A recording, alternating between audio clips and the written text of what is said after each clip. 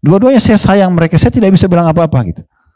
Maka akhirnya si hakim memutuskan jatuh bakti dan pengurusan ibu itu kepada sang adik. Karena adik selama ini biayai dan belum pernah mengurusnya. Itu kakaknya nangis-nangis di pengadilan. Nangis-nangis, ngotot-ngotot. Sampai karena hakim sudah tidak bisa lagi, sudah harus diputuskan.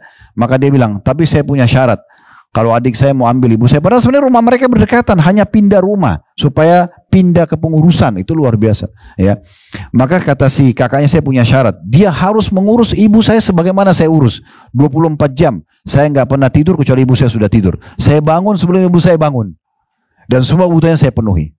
Kalau itu syarat dipenuhi, saya kasih adik saya. Begitu mereka mengejar bakti.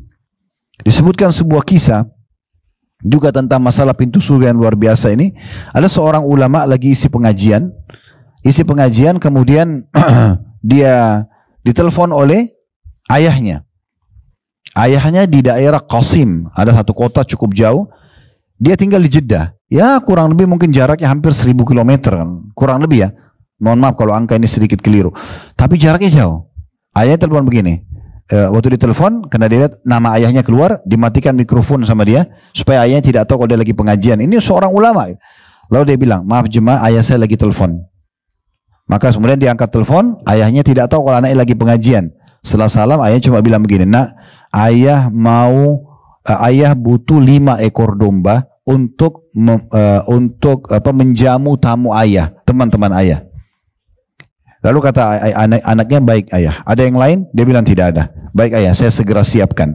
Kira-kira Bapak Ibu sekalian, coba pikirkan kalau ayah kita telepon begitu, apa yang paling tinggi kita lakukan? Paling transfer uang ya, kan beda kota. Transfer uang, ya sudah silakan, mau beli kambing apapun silakan. Itu yang paling berbakti mungkin ya. Mau yang paling mahal silakan beli. Ayah silakan, jangan layani. Mungkin kita siapin tukang masak pun tidak ada masalah. Tapi orang ini berbeda. Karena ayahnya nggak pesan, nak tolong transferkan uang. Dia berhentiin pengajiannya. Dia bilang, maaf jemaah, ayah saya butuh saya. Padahal ayahnya jauh ini. Kan dia bisa selesaikan pengajian dulu. Tidak, ditutup sama dia pengajian, kafaratul majlis. Dia sewa mobil pick up.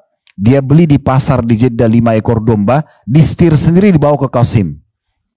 Dia setir sendiri untuk ngejar baktinya itu. Nah ini kemasan tadi itu yang luar biasa dalam ibadah itu ya. Dia bawa sendiri, dia sampai ke sana, kemudian dia kasih ayahnya, dia salaman, ini ayah, pesanannya ayah. Kemudian dia pulang kembali. Begitu luar biasanya. Juga dalam satu kisah yang lain, satu orang syekh, ibunya telepon lagi pengajian juga, tapi ini orang yang berbeda. Di telepon dia matikan mikrofonnya sebagai adabnya, lalu ibunya cuma bilang setelah salam, apa kabar nak? Baik ibu, alhamdulillah. Ibu lagi kangen nak, pengen ketemu kamu. Baik ibu, saya datang sekarang. Kebetulan satu kota. Lagi pengajian, dia nggak bilang, bu maaf saya lagi pengajian nanti ya. Nggak ada. Itu pengajian ya, menyampaikan agama Allah. Apalagi kalau cuma duduk ngobrol sama teman, apalagi cuma gosip atau apa gitu ya. Ini luar biasa. Bayangkan berapa banyak anak-anak sekarang ibunya telepon, sudah ibu saya buru-buru, saya lagi ada acara. Tapi ini luar biasa nih. Dia matikan mikrofon, lagi pengajian, ibunya cuma bilang, nak ibu kangen nak. Baik, ibu saya datang sekarang. Dia tutup teleponnya, dia bilang sama jemaah pengajian, maaf, ini yang hadir penuh masjid. Bapak ibu sekalian, maaf, ibu saya lagi butuh saya, pengajian saya tutup, kafaratul majlis dipertinggal sama dia. Dia pergi ke rumah ibunya, pergi ngobrol berdua sama ibunya. Itu luar biasa. Ibunya lebih penting daripada pengajian tersebut. Nah ini namanya pintu surga yang terbaik dalam bakti sama orang tua. Ini yang kita ingin singgung. Karena banyak orang bahas tentang masalah bakti sama orang tua, bakti-bakti anggapnya sudah, yang penting baik saya sama orang tua. Enggak. Ya justru memenuhi kebutuhannya, menghibur hatinya, ya, menggembirakannya, dan ingat, kita yang harus jemput bola. Surga itu kita raih lebih tinggi derajatnya dengan kita yang jemput bola. Beda, Bapak Ibu kalau mau sedekah misalnya, tunggu orang minta, dengan kita sengaja mencari yayasan sosial, kita jadi donatur tetapnya beda. Ya kan gitu, pahalanya beda. Kalau ibu dan bapak tinggal di satu komplek yang mewah, dijaga security, keluar langsung masuk tol, langsung ke tujuan, kapan kira-kira mau ketemu orang miskinnya? Gitu kan. Itu pun kadang-kadang ketemu orang miskin masih negosiasi sama syaitan kan. Syaitan bilang enggak usah lah, itu masih muda, apalah segala macam, omong kosong semua. Lalu dia iyakan syaitan tersebut. Maka itu beda tentunya. Begitu juga setelah orang tua adalah kerabat-kerabat. Semua yang punya hubungan kerabat sama kita. Ini pintu-pintu surga yang luar biasa. Jadi kalau Bapak Ibu fokus kepada kerabat, maka pahalanya ada ekstra. Ya, ada ekstra. Di antara riwayat Bukhari, ada seorang sahabat membawa sekantong uang dan dia mengatakan, ya Rasulullah, saya mau sedekah. Target saya 2 orang. yang satu punya hubungan kerabat, yang satu tidak punya hubungan kerabat, dua-duanya orang miskin. Maka kata Nabi SAW, kalau kau berikan kepada orang yang punya hubungan kerabat denganmu, kau akan dapat double pahala. Pahala sedekah dan pahala silaturahimnya. Jadi jangan teman-teman sekalian, makin Allah bukain rezeki, makin kita lupakan kerabat kita. Jangan sampai masuk pintu-pintu sombong atau merasa bangga, merendahkan orang lain, tidak boleh. Ya, justru kita harus mengetahui kalau Allah bukain pintu rezeki, berarti banyak hak-hak orang lain di situ. Kata Ali radhiyallahu anhu, siapa yang Allah bukain pintu rezeki padanya, maka sudah semestinya atau seharusnya dia memperindah jamuan buat tamunya. Kalau dia biasa cuma kasih yang biasa, sekarang sudah Allah bukain rezeki, dia lebih bagus lagi. Dia membantu orang-orang miskin, dia membantu orang-orang terputus jalan, para mujahidin jalan Allah. Ya, kemudian dia juga menjalin hubungan baik dengan para kerabatnya. Harus lebih bagus lagi hubungannya, lebih mudahkan urusan mereka, lebih lunasi utangnya, bantu berikan dan segala macam, gitu ya. Dan tidak usah terpengaruh dengan bisikan syaitan, Ustadz orang ini minta terus, orangnya sama. Nggak penting masalah siapa yang minta, yang penting sedekahnya. Mau orang yang sama atau orang yang lain, bedanya apa? Nggak ada bedanya. Kan intinya kita sedekah. Justru kalau ada orang yang rutin minta sama kita dan kita jadikan sebagai kantong sedekah kita, itu lebih bagus. Kenapa kita ikuti bisikan syaitan seakan-akan kita yang terganggu? Nggak usah terganggu, gitu kan? Kita merasa malah itu adalah sumber kesempatan kita beribadah. Abdullah bin Abbas, Abdullah bin Mas'ud radhiyallahu anhu, Abdullah bin Abbas dan Abdullah bin Umar radhiyallahu anjma'in, itu kalau setiap hari mereka depan rumahnya selalu ada orang miskin datang, dan selalu kasih. Di saat satu hari mereka buka pintu dan tidak temukan orang miskin itu, mereka pergi mencari di mana orang miskin lalu mereka kasih. Itu penting sekali. Nah, hubungan kekerabatan penting. Nah, ada orang punya hubungan kekerabatan dan bergabung antara rahim dan mahram namanya.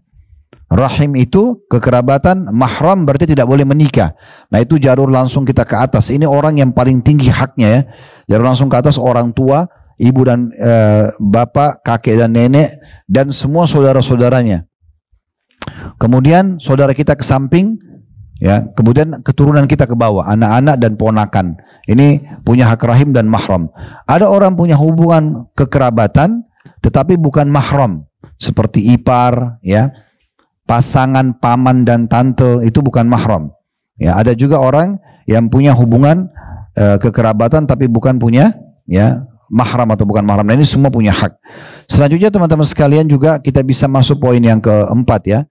Kalau tadi poin yang ketiga maksud saya, yang pertama itu masalah ibadah, pintu pertama, pintu kedua adalah orang tua dan kerabat secara umum, mereka adalah pintu-pintu surga kita. Yang ketiga adalah persahabatan dalam Islam. Nah, ini juga pintu surga yang sangat besar. Jadi Bapak Ibu sekalian, ada pernah dengar namanya ukhuwah Islamiyah ya. Ini ada dua, ada yang umum, ada yang khusus. Kalau yang umum kita dianjurkan untuk mencintai semua muslim. Semua muslim dan muslimah kita cintai karena Allah. Kita bantu kalau mereka susah, kita jenguk kalau mereka sakit, kita jawab salamnya. Dan ada namanya ukhuwah khusus. Nah, ukhuwah khusus ini Bapak Ibu cari sesama jenisnya, laki-laki sama laki-laki, perempuan sama perempuan, lalu Bapak Ibu jadikan sebagai sahabat dekatnya karena imannya lebih bagus. Itu namanya persahabatan khusus. Ini sunnah Nabi SAW. Makanya Nabi SAW waktu pertama tiba di Madinah, beliau melakukan 3 pondasi dasar negara Islam. Yang pertama beliau bangun Masjid Quba dan Masjid Nabawi. Ya, dianjurkan di setiap kota itu yang mayoritas muslim ada masjidnya. Alhamdulillah di Indonesia ada itu ya, masjid jame, masjid apalah namanya, masjid Al-Markas Islamiyah atau apa namanya, semua itu sangat baik. Itu pondasi pertama. Yang kedua adalah muakhah, persaudaraan dalam Islam. Makanya Nabi SAW persaudarakan antara muhajirin dari Mekah dengan kaum Ansar di Madinah. Jadi mereka persaudarakan ya, secara umum dan secara khusus. Secara khusus seperti sudah pernah dengar kisah persaudaraan Abdurrahman bin Auf dari Mekah dengan Sa'ad radhiyallahu anhu ya, di mana Sa'ad orang kaya Madinah, lalu dia mau membagi setengah hartanya kepada Abdurrahman walaupun Abdurrahman menolaknya ya karena kemuliaan jiwanya, tapi jelas ini persaudaraan dalam Islam. Dan pernah ada sahabat sholatnya sangat khusyuk, lalu saking khusyuknya sampai ada sahabat yang lain di depan Nabi bilang begini, ya Rasulullah, saya cintai orang ini karena Allah. Maka kata Nabi SAW, pergi dan ucapkan di wajahnya. Jadi sunnahnya Bapak Ibu mengatakan inni uhibbuka fillah. Kalau laki-laki sama laki-laki, kalau perempuan inni uhibbuki fillah. Maksudnya saya mencintai anda karena Allah, dan itu murni karena masalah ya keimanannya, ya karena keimanannya. Dan kata Nabi SAW, akan ada orang nanti di hari kiamat, mereka berada di atas mimbar-mimbar yang bercahaya terang. Para nabi-nabi dan juga para rasul itu, dan orang-orang para syuhada cemburu dengan mereka. Mereka adalah orang-orang yang saling mencintai karena Allah Subhanahu wa ta'ala. Yang keempat yang bisa dilakukan dari pintu surga adalah bersosialisasi bersama manusia secara umum, berbuat baik secara umum pada manusia. Sebagaimana kata Nabi SAW, khairun nas anfa'um linnas. Manusia yang paling baik adalah yang paling bermanfaat bagi orang lain. Jadi apa saja yang Bapak Ibu bisa kerjakan yang bermanfaat bagi orang, maka makin bagus. Makin banyak manfaatnya, kayak jalan raya, fasilitas umum, itu makin banyak orang menggunakan, maka makin besar pahalanya, dan itu makin banyak pahala yang bisa didapatkan, dan itu tentu pintu masuk ke dalam surga, ya. Pintu masuk ke dalam surga. Bahkan kata Nabi SAW, kalau anak Adam meninggal dunia terputus sumber pahalanya kecuali dari 3, sedekah jariah.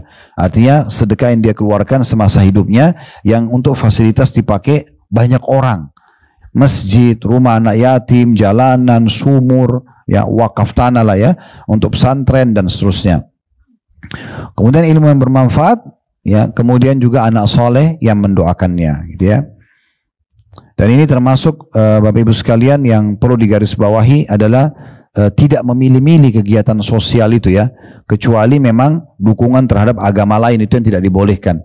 Tapi selama kegiatan agama Islam, maka segera saja dibantu, ya. Kemudian selanjutnya yang kelima adalah menyiapkan fasilitas umum, ya. Ini mungkin masuk seperti tadi, ya, sosialisasi dengan, maaf tadi di poin sebelumnya termasuk sosialisasi itu adalah bagaimana kita tetap berbuat baik sama semua orang, termasuk orang kafir pun, ya.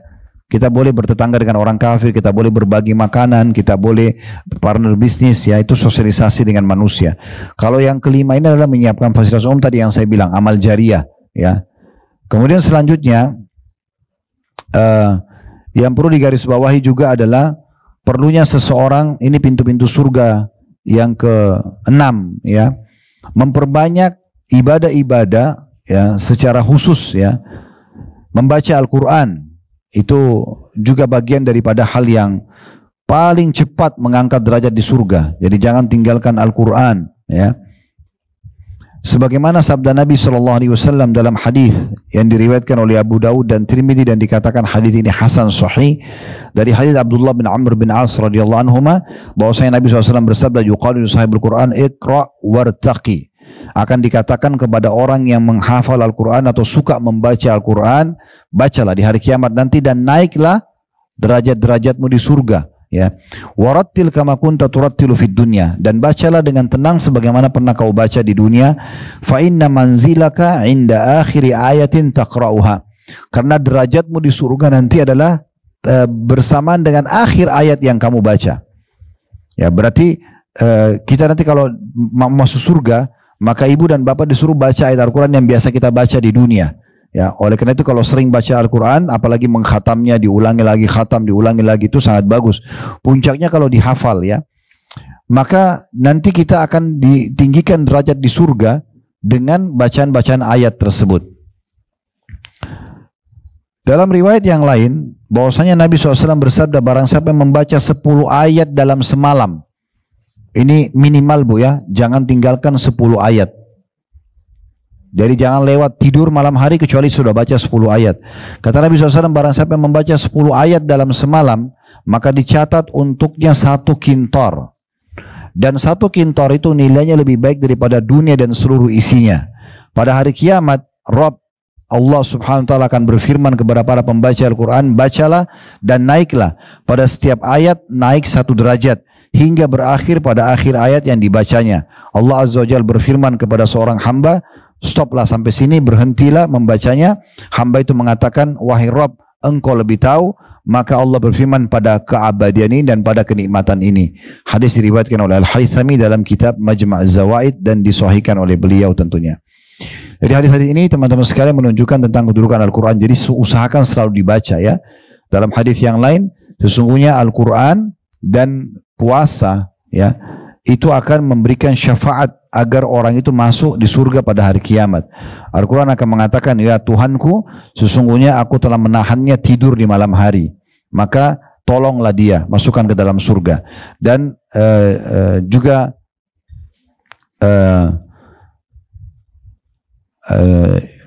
tadi ya Al-Quran sama puasa. Dan puasa akan mengatakan, ya Allah, sungguhnya aku telah menahan dia dari makan dan minum, maka tolonglah dia masuk ke dalam surga. Jadi seperti itu gambarannya.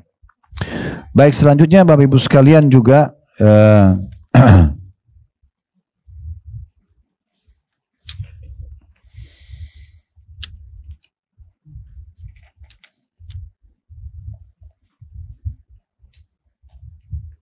ya, menjaga sholat sunnah sudah kita sebutkan, dan juga membangun masjid ya. Tadi sudah kita bilang sebagai fasilitas, tapi hadis tentang bangun masjid sudah kita tahu ya. Siapa yang bangun masjid di muka Allah, siapa yang bangun rumah Allah di muka bumi, maka Allah akan bangunkan baginya istana di surga ya.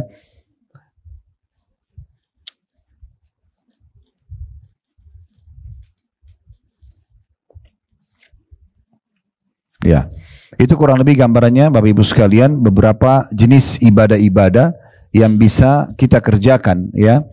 Kemudian ditutup poin yang terakhir yang perlu kita tambahkan, yang ke-8 ya, dari apa yang bisa kita masukkan dalam surga, yaitu ini mungkin agak sulit sedikit ya, yaitu memaafkan orang lain, memaafkan kesalahan-kesalahan orang lain, dan memberikan peluang orang lain memperbaiki keadaan tersebut. Ini termasuk pintu-pintu yang ke surga ya, karena Allah Subhanahu wa taala menyebutkan dalam surah Al-Imran, surah nomor 3 ayat 133 ayat 134 ya. Kita tutup dengan ini ya, kalau bisa dibuka biar tahu ayatnya ya. Surah Al-Imran surah nomor 3 ayat 133 dan 134 ya.